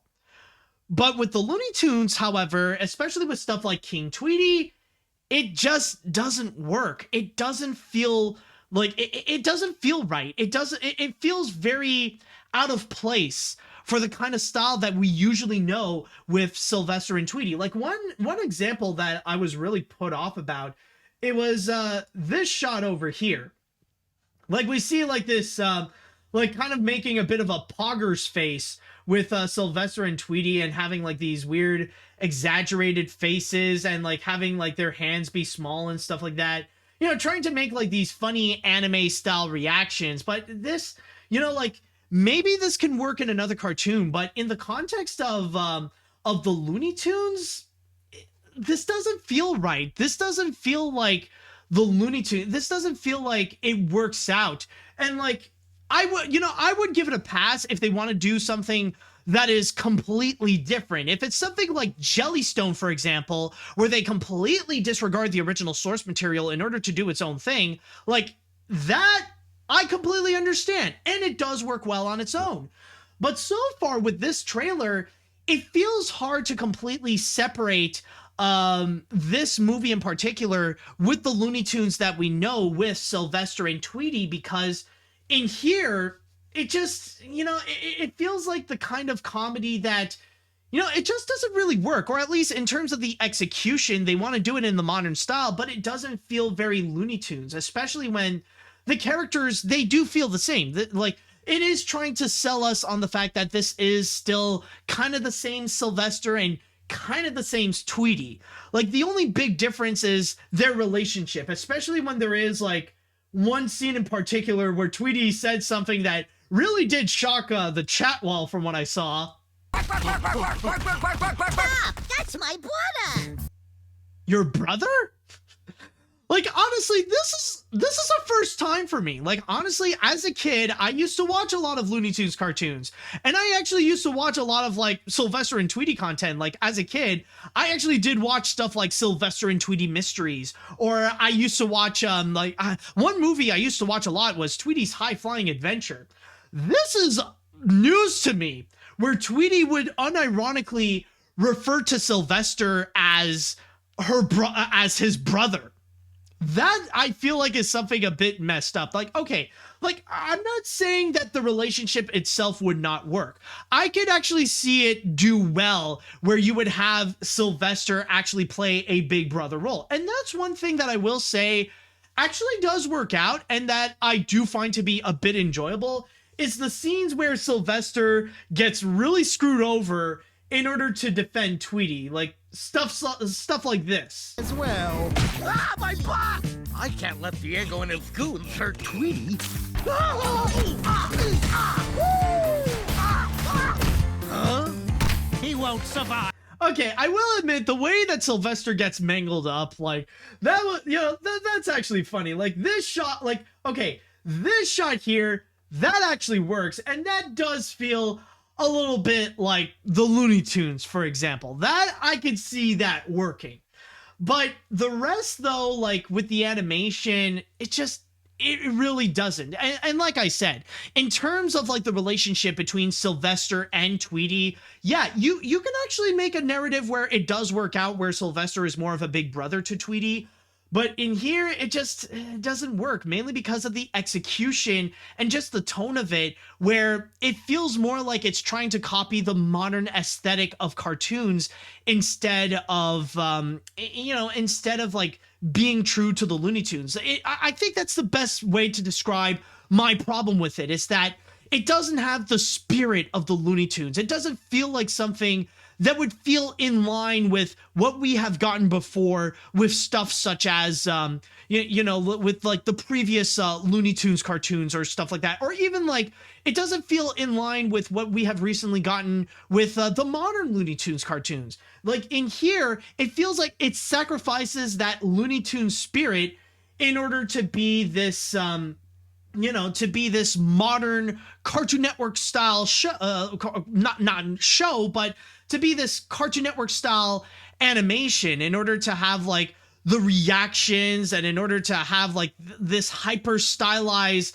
abstract look, in order to sell the comedy, in order to sell the storytelling and stuff like that. It's just, none of this works. And I think, yeah, that's my problem. It just doesn't feel like the Looney Tunes. And so far from this trailer, we see two conflicting things happening at the same time, where with the aspect of Sylvester and Tweety, and like you would also have Granny on the side, like you just have like these characters that are trying to stay true to the Looney Tunes, and they're trying to stay a bit true to how they are as characters, with Tweety trying to be all cute, and you got Sylvester that is often getting screwed over by a bunch of scenarios while still hungry for birds and stuff like that. Like, you still have a bit of that Looney Tunes aesthetic, but then you have that other side that doesn't want to be the Looney Tunes and wants to be like that modern cartoon aesthetic, like tries to have that comedy, tries to have that art style and stuff like that. But it's just, these are two completely separate things that just doesn't blend well together, or at least in terms of King Tweety, it doesn't blend well together. Maybe there is a way that you can blend those two aspects, but this is not it. What we got so far, it's not working well for me. I don't know. And especially the fact that this is something that's just meant to be released directly on DVD and digital and stuff like that. It doesn't work. Not to mention the story itself feels very familiar. Like, this is something that already, like, even though this trailer is less than 90 seconds long, you could already tell the plot line. You could already tell the direction that it wants to go. That apparently Tweety is this, apparently Tweety is the king of the Canary Islands. And apparently, it's ruled by all these dogs. And this, advisor dog wants to kill off Tweety so that he could be the ruler and stuff like that. But Sylvester is doing everything he can in order to save Tweety. Like, you could already tell that plot line completely summarized in this one trailer. I don't have to watch King Tweety anymore because I just saw King Tweety just by this trailer. And so far from what I'm seeing, yeah, it's not really good. I don't really like it. And it kind of sucks because, the Looney Tunes really were on a roll with, the Looney Tunes cartoons and stuff like that. Yeah, they really tumbled hard on Space Jam: A New Legacy. But even Space Jam: A New Legacy, at least it tried with the Looney Tunes aspect to feel like Looney Tunes. This did not. This one feels like a massive step backwards for them. So I don't know. Honestly, I do admire, hey, at least we are figuring out more stories that we can use for feature films with the Looney Tunes characters, but I'm just not a fan with what they are showing this so far. I feel like, honestly, the more I look at this face of Sylvester, the more that it really does describe perfectly of how I feel this project is. This is how I feel. This is the quality and this is the treatment of what Sylvester and Tweety got in this. So yeah, I'm not really a fan and I'm not really excited for this. But for those of you who are curious to check this movie out, keep in mind that it is going to be coming out on digital and DVD. On digital and DVD this late spring. All right, so with that said, I would like to go into the chat wall and I want to go and ask you all, how do you feel about this King Tweety trailer? Does this actually make you guys excited for this? Are you guys a little more hesitant about it? Let me know what you all think.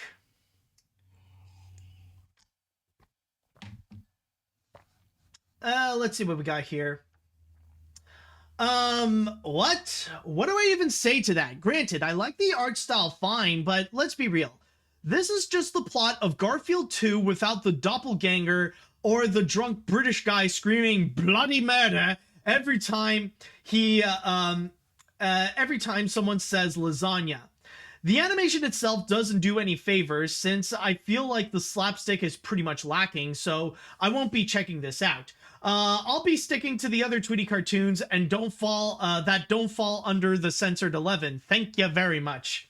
Yeah, I think it's probably best just stick with the classics for now. After watching this trailer for King Tweety, I have mixed feelings about it. The animation and art style feels off, especially for Sylvester and Tweety. The humor is weak, and the idea doesn't really sell to me. I could see why they want to do something different with those characters, but the execution just makes me feel weird and off. I would rather watch Looney Tunes, Rabbit's Run, and Tweety's High-Flying Adventure, so I'll give King Tweety a pass. Fair enough, man. Fair enough. Never heard of it, but wow, this looks off and somewhat uncomfortable to look at. Seriously, Sylvester's eyes look so uncomfortable and too wide to the point that it's gonna frighten people like me, as he was able to haunt my dreams. Everything about it looks very off in terms of story and overly stylized animation, so I'm skipping it regardless. That, and I just want to avoid dead eye, the dead eyes of Sylvester in general, just saying. I get what you mean, and this is something that I've said again and again in this podcast. If there's one thing that you don't want to mess up when drawing a character, it's the eyes. If you mess up in the eyes, you immediately have an objectively bad character design right there. You never screw up the eyes. You can do whatever you want with the body, but if you mess up the eyes, then it's over for you. And honestly, for me personally, I don't mind Sylvester too much, but I think it's more Tweety that I have a problem with. Tweety looks honestly pretty off. Like, yeah, this shot right over here. Like, this one I feel like this one feels more dead eyes. It's like, this is the eyes of a doll that's ready to kill me. Like, honestly, I get what you mean, but I think it's more Tweety. And not to mention the beak. I'm not really a fan of what they're trying to do with the beak, where it's more geometric. It just, like, this does not work. Like, this Tweety here, like, yeah, Tweety wasn't really that great of a character. Hot take, I know, but yeah, this is so far the worst Tweety that we've gotten so far. Definitely way far from the first Tweety that we got that is completely sadistic, like in the Bob Clampett cartoons. Let's see. I can safely say that I am not interested in watching this movie. While Sylvester getting injured and beaten up is amusing, the story is generic, the jokes aren't really that funny, and the animation just doesn't work here. If this movie actually had the animation of the classic cartoons or even the recent Looney Tunes cartoons on HBO Max, I could actually see a lot of these gags making me laugh. In the end, it just looks like something that you would find at the $5 bin at Walmart or the Target store. Yeah, I think it's immediately going to be jumped into that. Like I would say coming July, it's going to go directly in the $5 bin. I'm not saying that I'm not saying it's going to be released in July directly in the bin, but like it's going to be on the shelves. Like you wait a little bit and then suddenly, boom, directly in that bin right there. Let's see, what other comments do we have? I don't know why, but I feel like I've seen this main character is a lost part of a royal family cliche a lot nowadays, but I'm not sure why. Going back to this movie, it just doesn't work. The animation style just doesn't fit at all for the Looney Tunes style. The story is as weak as paper. The characters don't feel like their regular selves, and I'm sorry, but I still can't get over the fact that Tweety called Sylvester his brother. If anyone wants some eye bleach, I got some for I got some for all of you. Actually, no, you know what you should do? Be like Tweety. Just rub your eyes on the carpet, and like maybe that can work. Like just rub your eyes on, yeah, like just hold on a sec. Yeah, just do like what we see Tweety doing. Just do this and you'll be perfectly fine. Like make sure like your eyes will be completely healed from the scars that you have just witnessed with this piece of crap right over here. Oh boy. And also a funny thing, honestly, like I thought this would be like a brand new series. And there was a part of me that was thinking that this is HBO Max's response to after canceling The Prince. Like, you know, that tasteless show that like, you know, that tasteless Family Guy ripoff show that stars, that stars the royal family, but in like in a satirical Family Guy like way. Like, I thought, like, they this is going to be the replacement. But no, the fact that this is going to be a direct-to-DVD movie is just, yeesh. I mean, I've seen, like, even Disney put in more effort on their direct-to-DVD sequels than this. I'm just saying. All right, I'm going to go and read one more comment before we move on to the final story. Or do we have one more comment to find? Or I think I've mostly read the... Yeah, okay, I think... I'll read this one. I have no interest in this movie. As someone who does enjoy a lot of Sylvester and Tweety cartoons, this just doesn't feel like the original. The animation just looks weird, and the humor is not effective, and the story feels cliched, so all passed. Yep, I don't blame you there, but for those of you who want to check this out of morbid curiosity, then keep in mind that King Tweety will be coming out late spring.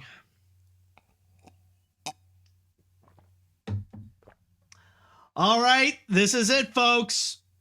We have finally made it to where we shall now discuss about the grand finale, and we are going to be going full circle onto this one. Because just when you think that we might move on from the whole Disney backlash, you think that it's finally over and maybe we could probably go and move on from all the Disney hate and the Don't Say Gay bill controversy and all that kind of stuff. Oh boy, does Disney fall back into controversy once again. But this time around, I will say it is not directly their fault, because this is a controversy that happened in Walt Disney World, specifically down in Main Street, USA at the Magic Kingdom. So what happened is that every year, or like once in a while, Disney would go and bring in a high school cheerleading squad or a high school drill team in order to do their little performance to show like all the different cheerleaders and drill teams across America to do their special little show and, you know, kind of give a big moment for them to go and perform on Main Street, USA, you know, kind of like be this major parade. And this year, apparently, that opportunity was given to a Texas high school called the Port Neches Grove High School. And they were the drill team that they got in there are called the Indianettes. And already, right there, just from that title alone, the red flags have suddenly come up. Oh, but hold on a sec, folks. Hold on a sec, because it just gets worse. Because the performance that they have done in there, oh man, it's something. I'm just going to say right now that this is going to be highly offensive. So viewers' discretion is strongly advised. So without further ado, I give you... Yeah, hold on a sec. Let me just do my little introduction. I give you, folks, the Indianettes of the Texas high school. Who are they again? The Texas high school? Yes, the Port Neches Grove High School Indianettes.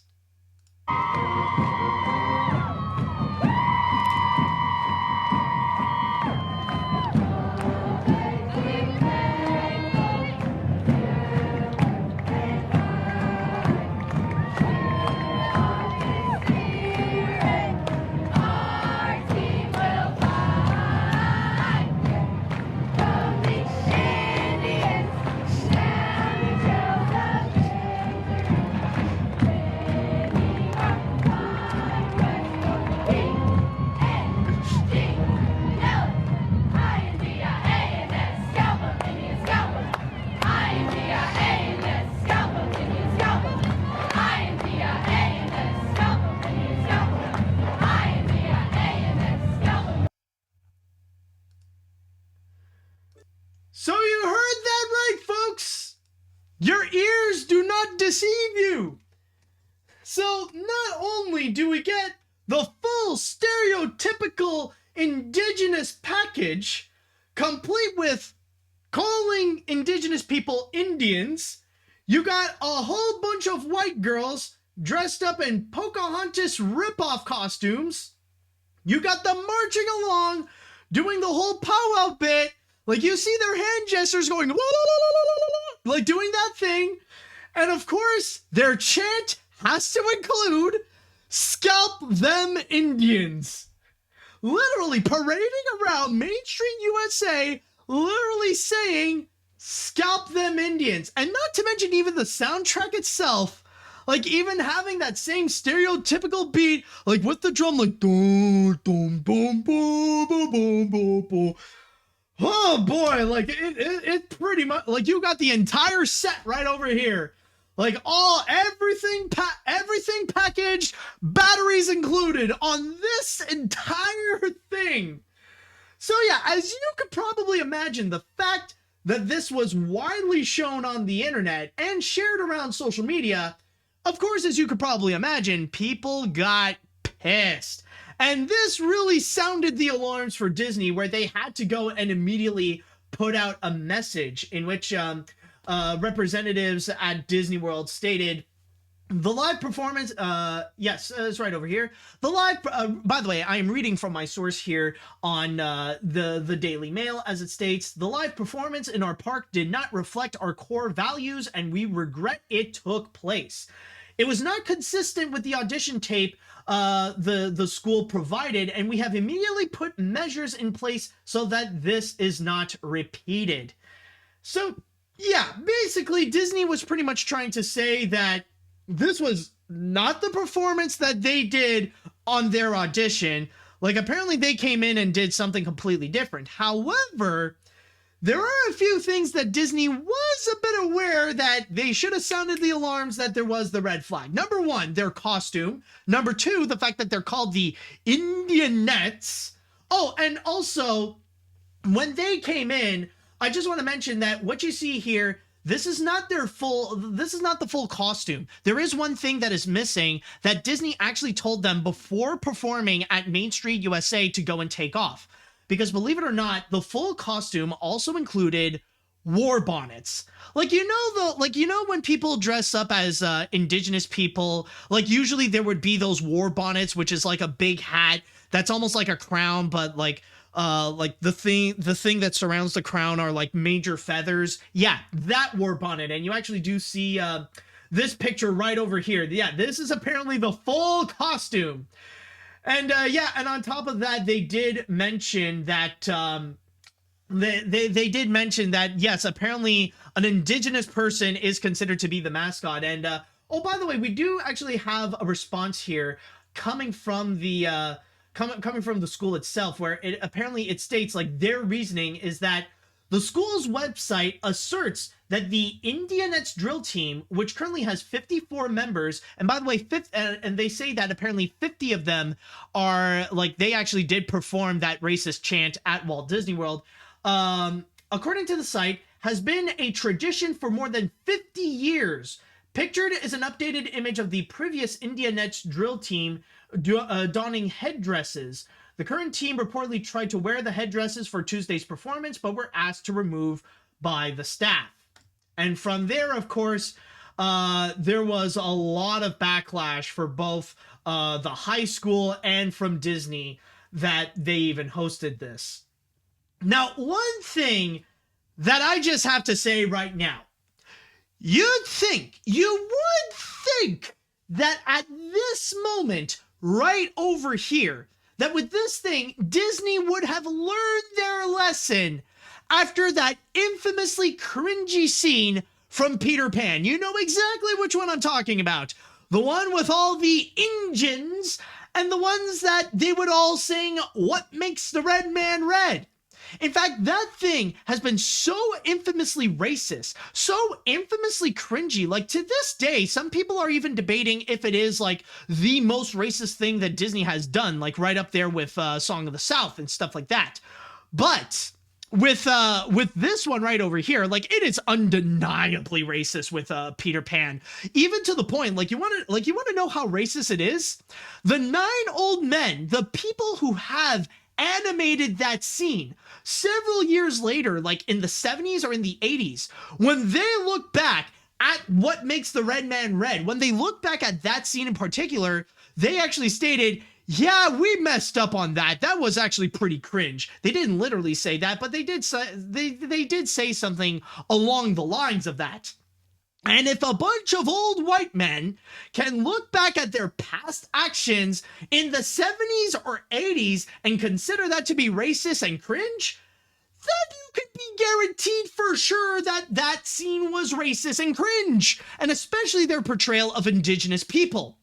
So you think Disney would learn their lesson and they would improve upon how they would go and approach the themes of indigenous people and how they would go and portray them. Now, granted, I know the whole subject about Pocahontas is kind of a debate in itself, but at least, hey, it is a step up to What Makes the Red Man Red? You know, like, at least it is a step up to that. But then suddenly, they, like, okay, yeah, you learned your lesson, that's fine.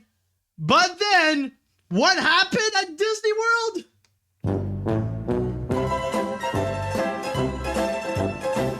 You got high school girls school girls marching Main Street, USA, going, "Scalp them Indians, scalp them Indians." It kind of makes you wonder, do they even know what they are talking about? Are they even aware about what they are saying here? It's honestly ridiculous, the fact that Disney would even let this happen. And Disney should have seen the red flags. They should have looked at their costumes. They should have seen the fact that they're called the Indianettes. They should have at least researched the kind of chants that they have done, the kind of the kind of dances, the kind of things that they would do. You'd think they would do that, but no. They let this freaking happen at Walt Disney World, adding more trouble to the problems that they have. But I will say this, though. One thing I will say, that this time around, we need to give a little bit of a break from Disney. We need to pause a bit from giving all that Disney hate. Now, I'm not saying that we shouldn't hold Disney accountable, but I'm saying that we should have priorities. Yes, Disney should be held accountable and they should be criticized for letting this happen. But we need to go into the root of the problem of all this. We need to go after the source. First of all, it's bad enough that Disney would host this, but what's even worse is how this even exists in the first place. So we need to go after the Texas high school first off more than anything. Because why? I need to ask. They're going to go in their excuse about, oh, well, this has been a tradition for the past 50 years, but yeah, maybe it's okay back in the early 70s. But we're in freaking 2002. Did you not even think for a second, maybe, just maybe, to update the chant? Especially the fact that, you even have, you have lyrics that say, "Scalp them Indians." Did nobody at one point even think about, hey, maybe we should go and update that line, because that sounds absolutely terrible, and we're kind of encouraging to murder groups of people. That's you know what that is? That's literally ethnic cleansing. You're asking to murder a group of marginalized people, and just by saying "scalp them Indians," at that point, it doesn't matter what your tradition is. You need to go and switch that up. You can't you can't change any line. You can't think of anything better to say other than "scalp them Indians." You can't think of anything else. You can't just rip off a line from Pocahontas, color, freaking Colors of the Wind or something like that. Actually, no, knowing these people, they'll probably take something they're gonna refer to themselves as freaking savages, "Scalp them savages, scalp them savages." No, that's not how it works. Oh my God, but seriously, they need to be called out, first of all. Before going after Disney, we need to go after this school. They need to have consequences for even displaying that, or to even have this chant in the first place. And I know this might sound a bit cruel of me, but also these girls, these 50 girls, these 50 ignorant white girls that have performed at Walt Disney World, they need to be identified, they need to be called out, and they need to be punished. Seriously, even especially them, first of all. The fact that they have been performing this, the fact that they have been rehearsing this for a while, you're telling me not once, never once did any of these dumbass white girls ever think to themselves, hey, maybe we shouldn't go screaming out "scalp them Indians" at Walt Disney World. Maybe we should change that up. Don't you think? None of them ever thought of that. And I know that there are probably some people that might say oh, well, they're just kids. They didn't know any better, I'll let them pass. They're too young to understand. Okay, maybe if they're 6 or 7, but we're talking about high school students. At that point, if you're in high school, you should probably know better than to scream out "scalp them Indians." And not to mention, even if they are 9 or 10, they should have the mental capacity to understand that screaming out, scalping someone is not really a good idea. The only excuse for these girls, or for literally anyone, to think that this chant is okay is if they are mentally handicapped. That is the only excuse to why they would go and say these kinds of things. It's unacceptable at this point. Seriously. And this is not to offend anybody who is mentally handicapped, but what I do mean to say is that they have to have some kind of they must have some kind of mental dysfunction within, where they cannot understand where the things they say is considered dangerous or extremely hurtful. So that's just what I need to comment right over there. But my point is, with this whole controversy, it's just absolutely ridiculous how there even is a high school that could even think of having this happen. That still having that chant. So not even changing it for the past 50 years. This really does you know what this is? This is a some people might say that it is bad wording, and I do I do apologize if I offended anybody with the mentally handicapped thing. So I am sorry about that. But anyways, but the thing is, do you know what this Texas high school needs?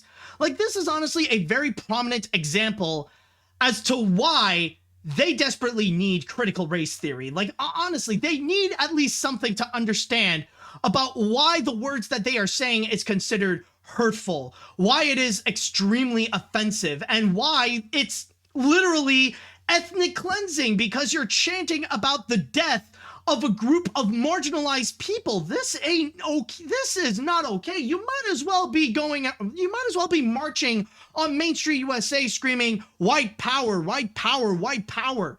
You can't do that, man. This is why you need freaking critical race theory. You need to be educated on why racist crap like this is not okay. And I mean, seriously, I know, I'm really getting heated into this, but there is actually a reason, and that's actually because of what happened last year. Last year, honestly, it was just so it was just so ridiculous.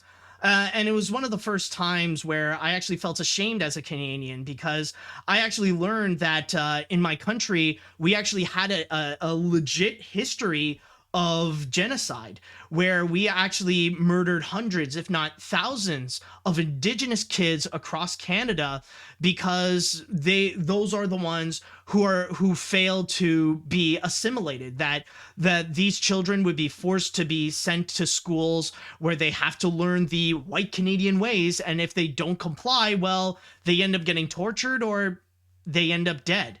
And again, it's something that makes me feel very shameful as a Canadian, in which something like that can actually happen in my country. And so I'm not going to go and stand here and have that knowledge. And I mean, it's not something that I want to hear, but it is definitely something that has to be heard, that needs to be heard. So I'm not going to stand here learning what I've just learned, what Canada did, and then see idiotic Texas students marching around Disney World saying, "Scalp them, Indians." No, I'm not dealing with that at all. I'm not going to take it as is. It's good for Disney that they are going to go and take action against that, but there needs to be serious punishment against the freaking Texas high school. That they need a serious update, and they need to get rid of all that native imagery, no matter what. I don't care what it is.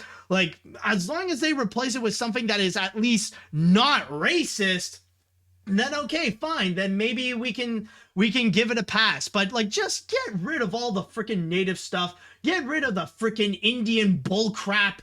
And especially get rid of that stupid chant. I don't care if it is tradition. We're in freaking 2022. Start to act like it. Freaking hell, man. Seriously. And if there are going to be people who won't try, if they don't want to change that, then fire them. And honestly, these girls also, they should be freaking expelled. They should be suspended. They should also have some kind of punishment for having this godforsaken chant.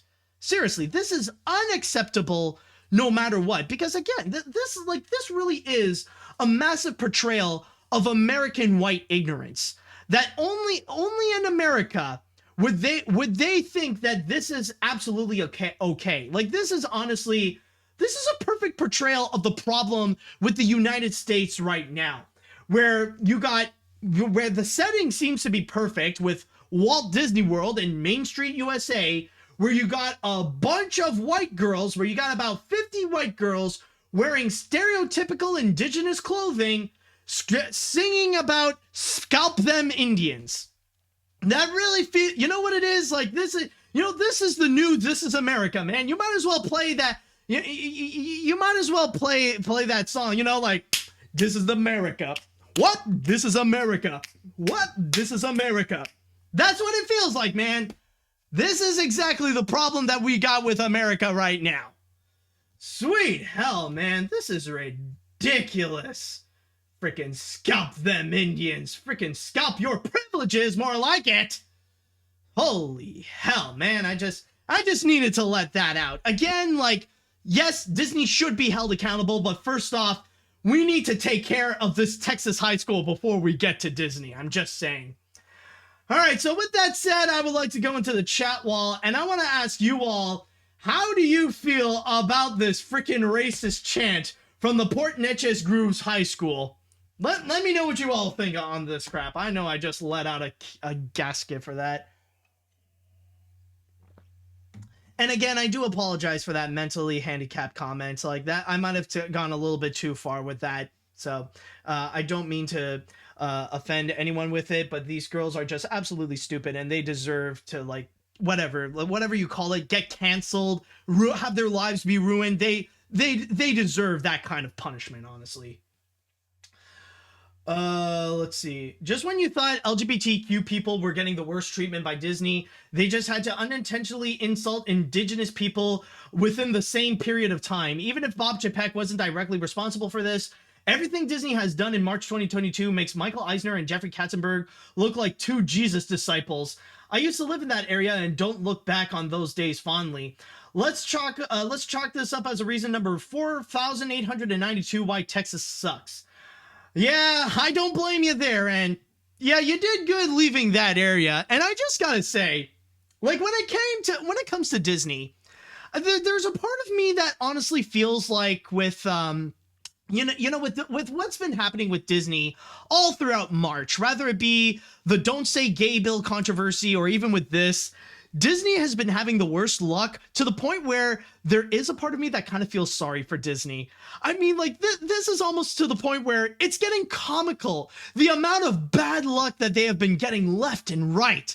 It's almost as if Bob Chapek is just having the worst day. Like, every step he takes is just absolute hell, and, like, nothing is going right. He's just walking around with his phone, like, checking updates, going like, oh God, when is this nightmare gonna end? Everything I do is just making things worse. How can it possibly get any worse than this?